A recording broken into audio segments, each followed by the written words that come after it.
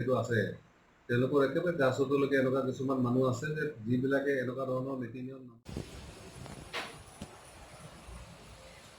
আজি আমাৰ নাৰায়ণ পূজা আছিলে আৰু সোনকালে শেষ হ'ল নাৰায়ণ পূজা। আচলতে 7টা বজাৰ আগতেই পূজা ভাগ শেষ হ'ল, কাৰণ 7টা বজাৰ পাছত আচলতে আজিকালি বন্ধ হয়। গতিকে 7টা বজাৰ আগতে পূজা ভাগ শেষ হ'ল আৰু পূজালৈ আহিছিলে কোকৰাঝাৰৰ সাংসদ নৱকুমাৰ শৰণীয়া ছাৰ, আৰু ছাৰৰ সৈতে কিছু কথাও পাতিলোঁ। ছাৰ যিহেতু আমাৰ ঘৰত আহিছিলে, গতিকে ছাৰৰ সৈতে কিছু কথা পাতিলোঁ। গতিকে ভিডিঅ'টো চালে আপোনালোকে গম পাব আচলতে ছাৰৰ সৈতে কি কথা পাতিলোঁ।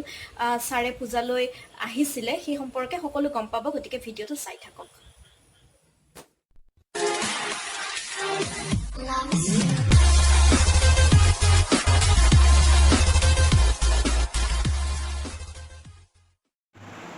স্বাগতম জনাইছোঁ চেলিব্ৰিটিজ ইনচাইডাৰলৈ। আৰু আপোনালোকে নিশ্চয় গম পাইছে আজি আমাৰ সৈতে আছে নৱশৰণীয়া ছাৰ, আৰু ছাৰৰ ইণ্টাৰভিউ এটা মই আগতে দিছিলোঁ। আৰু আজি আমাৰ আচলতে নাৰায়ণ পূজা আছিলে আৰু এতিয়া সময় হৈছে 6:15।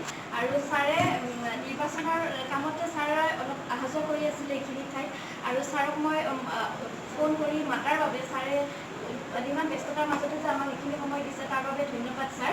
আৰু নিৰ্বাচনৰ কথা একো নাপাতোঁ, আপোনাক পাইছোঁ যেতিয়া আপোনাক এৰি দিবলৈও মন যোৱা নাই, অলপ কিবা এটা জানিব মন যায়, কাৰণ আপুনি যথেষ্ট ব্যস্ত হৈ আছে আৰু আমাৰ সকলোৰে নমস্য পূজনীয় এজন ব্যক্তি, এজন ৰাজনৈতিক ব্যক্তি। ছাৰ, এটা কথাই জানিব বিচাৰিছোঁ, বেছি সময় নলওঁ, ছাৰৰ দেৰি হৈছে আচলতে। লকডাউনৰ সময়খিনি কেনেকৈ কটাইছে ঘৰত? যদিও আপুনি নিৰ্বাচনী ব্যস্ততাটো আছেই, কিন্তু তথাপি আগতকৈ বহুত সময় পাইছে ঘৰত থাকিবলৈ বা তেনেধৰণে। আৰু আমি এটা খবৰো পাইছিলোঁ যে আপুনি খেতি কৰিছে বুলি। আচলতে আমি লকডাউনৰ সময়খিনি বেছিখিনি আমি আমাৰ গভৰ্ণমেণ্টৰ যিখিনি গাইডলাইন আছে সেইখিনি আমি ফ'ল' কৰি আছিলোঁ। আৰু লগতে আমাৰ যোৱা MP ইলেকশ্যনত আমাৰ শাৰীৰিক যথেষ্ট অসুবিধা হৈছিলে। ডক্টৰৰ পৰা পৰামৰ্শ আছিল যে কমচে কম খাদ্য খানা বাছি খাব লাগে আৰু মানে অলপ শ্ৰম কৰিব লাগে। তাৰ কাৰণে আমাৰ সুবিধা হৈছিল যে আমাৰ কিছু এনেকুৱা ধৰণৰ পৰিত্যক্ত মাটি আছিলে, তাত আমি মোটামুটি তামোল প্ৰায় 6-7-8 বিঘা মাটি হ'ব, তামোল, তাৰপিছত আপোনাৰ কল আৰু আমাৰ কি কয় টেঙা, নেমু টেঙা তাৰ সেই লগাইছোঁ। লগতে আমি ভেন্দি নহয়, জিকা, ভোল, কেৰেলা, লাও এইবিলাক আচলতে লগাইছোঁ। আৰু আমি লকডাউনৰ মাজে মাজে 3-4 দিন ঘূৰি থাকোঁ আৰু 2 দিন মানে তেনেকুৱা কাম কৰোঁ। বিশেষকৈ এইখিনি সময় আমাৰ খুব সুন্দৰভাৱে পাৰ হৈছে। আৰু তাৰ পৰা এটা কথা হৈছে অৱশ্যে যে আমাৰ ভৱিষ্যতৰ যিহেতু আমি মেডিচিন চৰকাৰখন আমি ল'ম বুলি ভাবিছোঁ, মেডিচিন চৰকাৰখন লোৱাৰ পিছত আমাৰ উঠি অহা চামটোক আমি যাতে এইবিলাকৰ প্ৰতি আকৰ্ষিত কৰোঁ। বিশেষকৈ আমি উদ্যান হেৰি কৰাৰ ক্ষেত্ৰত বা এনেকুৱা ধৰণৰ বাগান বনোৱাৰ ক্ষেত্ৰত আমি তেওঁলোকক যাতে অলপ অগ্ৰাধিকাৰ দিব পাৰোঁ, সেই ধৰণৰ এটা পৰীক্ষা নিৰীক্ষা এটা হৈছিলে। আৰু শেহতীয়াভাৱে আকৌ তেনেকুৱা ধৰণৰ এটা প্ৰজেক্ট আমাৰ আছে যে আমি আগতীয়াকৈ জলকীয়া আৰু মানে বিলাহী যাতে আমি প্ৰথম ছিজনতে বিলাহী ৰাইজক খুৱাব পাৰোঁ, এনেকুৱা ধৰণৰ এটা প্ৰচেষ্টা চলি আছে। আৰু বিশেষকৈ মই আমাৰ শৰীৰৰ প্ৰতি অলপ মোৰ নিজৰো মানে যত্ন আছে, কাৰণ খোৱা মেলাবিলাক ক্ষেত্ৰত আমি ঘৰুৱাভাৱে বা অৰ্গেনিক খাদ্যবিলাক আমি খাই বেছি ভাল পাওঁ বা আমি খাওঁ, এই ধৰণৰ কথাটোও আছে। আৰু তাৰ মাজে মাজে